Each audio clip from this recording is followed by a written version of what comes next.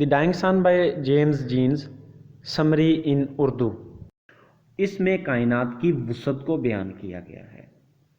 Writer बताता है कि स्टार्स जो हैं, सितारे जो हैं, जो छोटे से छोटे भी स्टार्स हैं वो ज़मीन से साइज़ में बड़े हैं, और जो बड़े स्टार्स हैं वो इतने बड़े हैं कि अगर लाखों करोड़ों ज़मीनों को इनमें रख दिया जाए तो तब भी इनमें खाली जगह बच जाएगी, यानी कि स्टार्स इतने बड़े हैं। दूसरी बात ये कि ये स्टार्स अपने मदारों में गर्दिश करते हैं। ये स्टार्स जो हैं, ये एक स्टार दूसरे स्टार से मिलियन माइल्स दूर है, और इनकी कायनात में तादाद इतनी है कि अनगिनत। अगर आप पूरी दुनिया के, पूरी अर्थ के जो सी शोज हैं उनमें से रेत इकट्ठी कर लें, जमा कर लें, रेत के जो सैंड के जो ग्रेन्स हैं, सैंड के जो ज़र्रे हैं, रेत के जो ज़र्रे हैं, उनकी तादाद से भी ज़्यादा तादाद स्टार्स की है। अब आप कायनात की वुसअत का अंदाज़ा कर लें कि छोटे से छोटे भी जो स्टार्स हैं वो ज़मीन से बड़े हैं, और जो बड़े हैं उनमें करोड़ों लाखों ज़मीनें आ सकती हैं, और एक स्टार दूसरे स्टार से कई मिलियन माइल्स के फासले पर हैं, तो कायनात कितनी वसी होगी। और ये बताता है कि एक दफ़ा क्या हुआ, लाखों साल पहले की बात है, करोड़ों साल पहले की बात है, कहता कि एक स्टार जो है वो कहीं गर्दिश करता हुआ सूरज के करीब आ जाता है। ये सूरज की सतह पर लहरें पैदा करता है। जब ये मज़ीद सूरज के करीब आता है, ये स्टार, वॉन्डरिंग स्टार, तो ये सूरज के मज़ीद करीब आने से ये जो लहरें सूरज के ऊपर पैदा हुई थी वो पहाड़ियों की शक्ल अख्तियार कर लेती हैं, और सूरज जो है इस कशिश को बर्दाश्त ना करते हुए टुकड़े टुकड़े हो जाता है।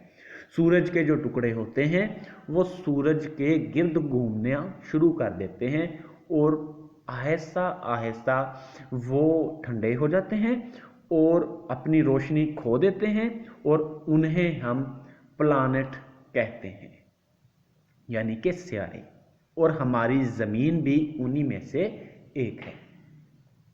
ज़मीन पर जब ज़मीन ठंडी हो गई तो सिर्फ वही वार्मथ रह गई इन प्लैनेट्स की जो सूरज से रेडिएशंस इन तक पहुंचती थी।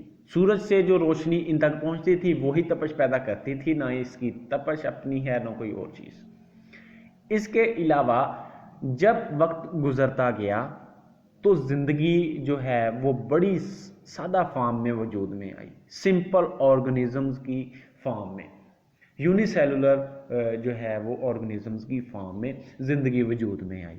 उसके बाद वक्त गुजरने के साथ साथ कम्प्लेक्स फॉर्म में ज़िंदगी का वजूद जो है वो हुआ, और इंसान वजूद में आए। वो क्रिएचर वजूद में आई जिसमें सेंस ऑफ ब्यूटी थी, जिसमें जो है वो एहसासात थे, फीलिंग्स थी, और जो कि मज़हब पर यकीन रखता था, और उसमें दुख, दर्द, गम, मोहब्बत, प्यार, ये तमाम चीज़ें पाई जाती थी।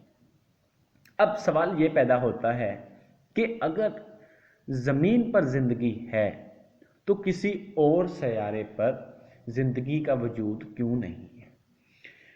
उसकी वजह यह है कि कुछ जो दूसरे सैयारे हैं ज़मीन के अलावा, उनमें जो क्लाइमेट है वो शदीद है, या तो एक्सट्रीमली हॉट है या एक्सट्रीमली कोल्ड, और जो इंसानी ज़िंदगी की बका है वो मॉडरेट क्लाइमेट में है, जहाँ पर पानी लिक्विड फॉर्म में रह सके, फ्रोज ना हो, ज़्यादा ठंडा होकर जमे ना।